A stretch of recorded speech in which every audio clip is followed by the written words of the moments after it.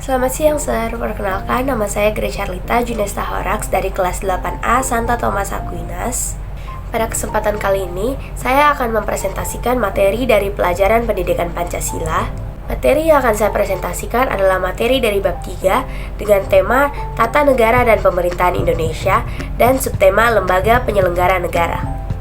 Undang-Undang Republik Indonesia Nomor 28 Tahun 1999 menyatakan bahwa penyelenggara negara adalah pejabat negara yang menjalankan fungsi eksekutif, legislatif atau yudikatif, dan pejabat lain yang fungsi dan tugas pokoknya berkaitan dengan penyelenggaraan negara.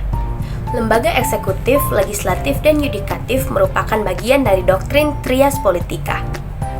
Trias Politika merupakan suatu prinsip normatif yang menegaskan bahwa fungsi kekuasaan negara sebaiknya tidak diserahkan kepada orang yang sama agar penyalahgunaan kekuasaan oleh orang berkuasa dapat dicegah.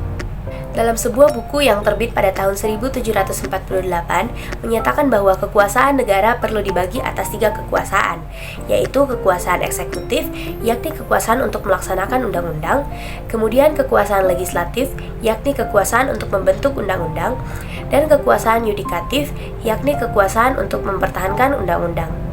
Kekuasaan eksekutif adalah kekuasaan untuk menjalankan undang-undang dan menyelenggarakan pemerintahan.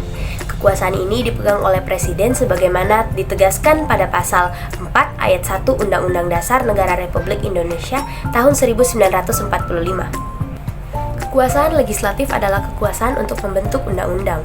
Kekuasaan ini dipegang oleh Majelis Permusyawaratan Rakyat, Dewan Perwakilan Rakyat, dan Dewan Perwakilan Daerah.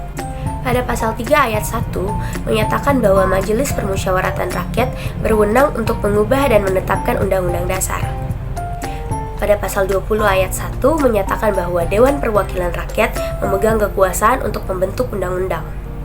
Dan pada pasal 22D ayat 2 menyatakan bahwa Dewan Perwakilan Daerah ikut membahas rancangan undang-undang.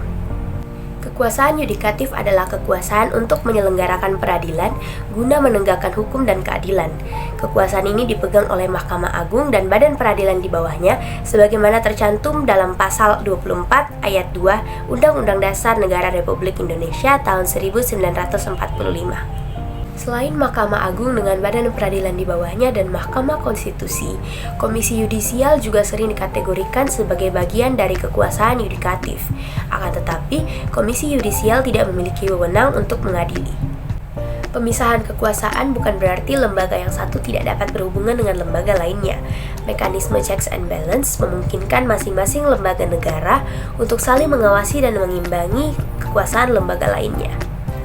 Sebelum dilakukan amandemen terhadap Undang-Undang Dasar Negara Republik Indonesia tahun 1945, tidak terlihat mekanisme checks and balance di antara ketiga fungsi kekuasaan tersebut. Setelah dilakukan amandemen, mekanisme checks and balance tampak lebih proporsional dan operasional. Sekian presentasi dari saya, mohon maaf jika ada kesalahan. Terima kasih.